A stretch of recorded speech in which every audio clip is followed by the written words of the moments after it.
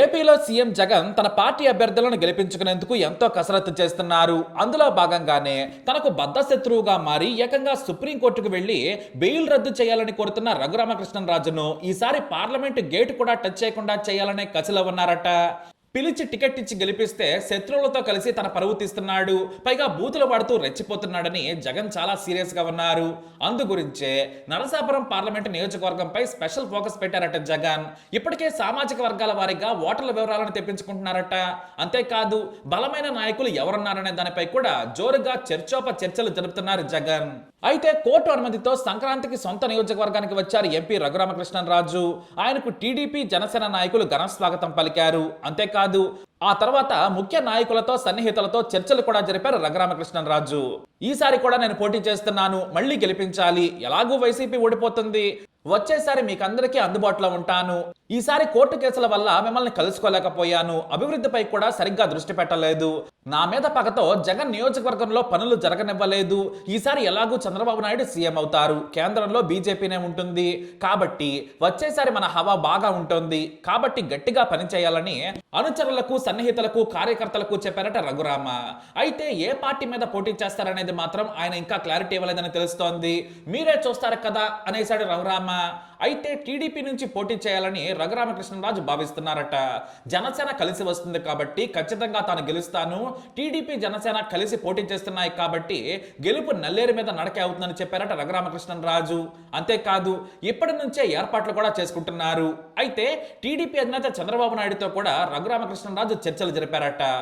కానీ బాబు మాత్రం ఇంతవరకు పార్లమెంటు స్థానాల అభ్యర్థులపై దృష్టి పెట్టలేదు, కేవలం అసెంబ్లీ ఎన్నికలపైనే సీరియస్ గా ఉన్నారు చంద్రబాబు నాయుడు.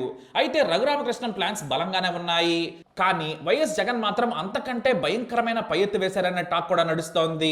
నరసాపురం అంటేనే రాజుల కోట, ఇక్కడ క్షత్రియ ఓటు బలంగా ఉంది, వారే గెలుస్తూ వస్తున్నారు, పలుకుబడి కూడా వారికే ఉంది. కాబట్టి రఘురామని ఈసారి ఇంటి దగ్గరే కూర్చోబెట్టాలంటే సరైన అభ్యర్థిని పెట్టాలని నిర్ణయం తీసుకుంటున్నారట వైసీపీ అధినేత జగన్. అందులో భాగంగానే దివంగత సినీ నటుడు మాజీ మంత్రి కృష్ణరాజు సత్యమణి శ్యామలాదేవిని వైసీపీ నుంచి బరిలోకి దించాలని భావిస్తున్నారట జగన్. ఇప్పటికే కొంతమంది వైసీపీ నేతలు చర్చలు కూడా జరిపేశారు. ఇక ఇటు ప్రభాస్ ఫ్యాన్ ఫాలోయింగ్ గురించి ప్రత్యేకంగా చెప్పనక్కర్లేదు. దివంగత కృష్ణరాజు మీద సానుభూతితో పాటు ప్రభాస్ హవా కూడా గెలిపిస్తుంది.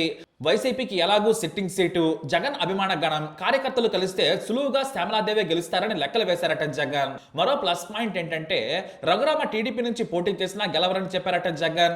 ఎందుకంటే 1996 తర్వాత టీడీపీ ఇక్కడ గెలవలేదు, కాబట్టి పార్లమెంటు స్థానం పరంగా చూసుకుంటే టీడీపీ గెలవదు.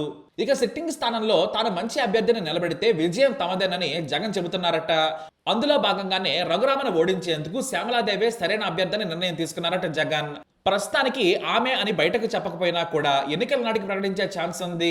అయితే బీజేపీలోనే ప్రస్తుతానికి కృష్ణరాజు ఫ్యామిలీ ఉందనే కామెంట్స్ కూడా వినిపిస్తున్నాయి. కానీ శ్యామలాదేవి ఏనాడు కూడా రాజకీయ పార్టీల గురించి ఆమె బయట మాట్లాడలేదు. కానీ జగన్ హామీ ఇస్తే మాత్రం పోటీ చేస్తారనే టాక్ మాత్రం ఉంది. ఈ నియోజకవర్గంలో ఎక్కువగా క్షత్రియ సామాజిక వర్గం వారే గెలుస్తున్నారు. 1996లో టీడీపీ నుంచి కొత్తపల్లి సుబ్బారాయుడు గెలిచారు. 2004లో వైఎస్ హవాలో హరిరామ జోగయ్య గెలిచారు. మిగతా సమయాల్లో క్షత్రియ రాజులే గెలిచారు. 1999లో బీజేపీ నుంచి దివంగత రెబల్ స్టార్ కృష్ణరాజు గెలిచారు, కేంద్ర మంత్రి కూడా అయ్యారు. ఆ తర్వాత 2004లో కృష్ణరాజు ఓడిపోయారు. 2009లో మాత్రం నరసాపురం పార్లమెంట్ ఎన్నికల్లో హోరాహోరీ పోటీ నెలకొంది. ఈ పోటీలో కాంగ్రెస్ నేత కనుమనూరి బాపిరాజు గెలిచారు. అయితే టీడీపీ నుంచి పోటీ చేసిన తోట సీతారామలక్ష్మి, ప్రజారాజ్యం తరపున పోటీ చేసిన గొబ్బల తమ్మయ్యలు విపరీతంగా ప్రచారం చేసి ఇద్దరు 4 లక్షలకు పైగా ఓట్లు సంపాదించుకున్నారు. వ్యతిరేక ఓటు చెల్లడంతో కాంగ్రెస్ సులువుగా విజయం సాధించింది. ఇక 2014లో బీజేపీ నుంచి గోకరాజు రంగరాజు గెలిచారు. వైసీపీ నుంచి పోటీ చేసిన వంక రవీంద్రనాథ్ కొద్ది తేడాతో ఓడిపోయారు. కానీ 2019 ఎన్నికలు ఇక్కడ ఆసక్తికరంగా మారాయి. వైసీపీ నుంచి రఘురామకృష్ణరాజు పోటీ చేశారు. టీడీపీ నుంచి వెంకట శివరామరాజు పోటీ చేయగా జనసేన నుంచి పవన్ కళ్యాణ్ సోదరుడు నాగబాబు పోటీ చేశారు. అయితే ఇద్దరు రాజులు ఢీకొట్టారు. ఆర్థికంగానూ బలమైన నేతలు కావడంతో పోటీ హోరాహోరీగా సాగింది. వైసీపీ నుంచి పోటీ చేసిన రఘురామకృష్ణరాజుకు 4,47,594 ఓట్లు వచ్చాయి. టీడీపీ నేత వెంకట శివరామరాజు 2వ స్థానంలో ఉన్నారు. ఆయనకు 4,15,685 ఓట్లు వచ్చాయి. ఇక నాగబాబుకు 2,50,000 ఓట్లు వచ్చాయి. దీంతో నాగబాబు భారీగా ఓట్లు చెల్చడంతో రఘురామకృష్ణరాజు కేవలం 31,909 ఓట్ల తేడాతో గెలిచారు. ఇంత పెద్ద పార్లమెంటు నియోజకవర్గంలో ఇది చాలా తక్కువ మెజారిటీ. ఈ 2019 ఎన్నికల స్ట్రాటజీనే అనుసరించే రఘురామకృష్ణరాజు సులువుగా గెలుస్తానని చెబుతున్నారట. ఎందుకంటే టీడీపీకి జనసేనకి కలిపి తనకంటే ఎక్కువ ఓట్లు వచ్చాయి. ఒకవేళ రెండు పార్టీలు గత ఎన్నికల్లో పోటీ చేస్తే వైసీపీ ఓడేదే, కానీ విడిగా పోటీ చేశాయి కాబట్టి తాను గెలిచాను. ఈసారి టీడీపీ నుంచి పోటీ చేస్తాను, రెండు పార్టీలు కలిస్తే సులువుగా 6.5 లక్షల ఓట్లు వస్తాయని రఘురామ తన అనుచరులకు చెప్పారట. కానీ రఘురామ ఏ పార్టీ నుంచి పోటీ చేసినా కూడా వైసీపీ గెలుస్తుందని ధీమాగా ఉన్నారట జగన్. ఎందుకంటే 1991 నుంచి ఒకసారి గెలిపించిన నేతను మరోసారి గెలిపించలేదు కాబట్టి రఘురామకృష్ణరాజుకు ఛాన్స్ లేదని చెబుతున్నారట జగన్. కానీ తాను వేరే పార్టీ నుంచి పోటీ చేస్తున్నాను కాబట్టి తనదే విజయం అంటున్నాడు రఘురామకృష్ణరాజు. ఎందుకంటే ఒకే పార్టీ వరుసగా గెలవలేదు కాబట్టి తన పార్టీ వేరు కాబట్టి గెలుస్తానని చెబుతున్నారట. వైసీపీ చీఫ్ మాత్రం ఈసారి రఘురామను ఓడించేందుకు శ్యామలాదేవే సరైన అభ్యర్థి అని భావిస్తున్నారు. అయితే ఇక్కడ మరో ట్విస్ట్ ఏంటంటే బీజేపీ కూడా ఆమెనే బరిలోకి దించాలని భావిస్తోంది. మరి శ్యామలాదేవి రాజకీయాలపై ఆసక్తిగా ఉన్నారా, ఉంటే ఏ పార్టీ తరపున పోటీ చేస్తారనేది ఆసక్తికరంగా ఉంది. ఎందుకంటే ఇక్కడ 2 సార్లు బీజేపీ గెలిచింది, పైగా 2004 నుంచి మెజారిటీ 1 లక్ష లోపే ఉండడం కూడా విశేషం.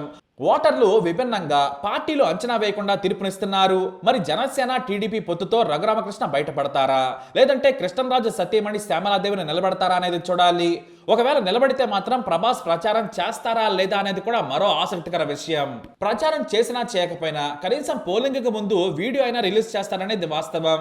ఎందుకంటే కృష్ణంరాజు కుటుంబానికి కూడా పెద్ద దిక్కు ప్రభాసే అనడంలో ఎలాంటి సందేహం లేదు. ఈసారి ఏపీలోనే నరసాపురం పార్లమెంటు నియోజకవర్గం ఎన్నికలు సెంటర్ ఆఫ్ అట్రాక్షన్ గా మారుతున్నాయి. అందులో ఎలాంటి సందేహం లేదు. మరి ఎవరు గెలుస్తారు అనే దానిపై మనం వేచి చూడక తప్పదు. మీ అభిప్రాయాన్ని కమెంట్ ద్వారా తెలియజేయండి. అలాగే మీ అనాలిసిస్ ని కూడా చెప్పండి. ఈ వీడియో అప్డేట్స్ కోసం మా ఛానల్ ఫాలో అవ్వండి. అలాగే తప్పకుండా సబ్స్క్రైబ్ చేసుకోండి.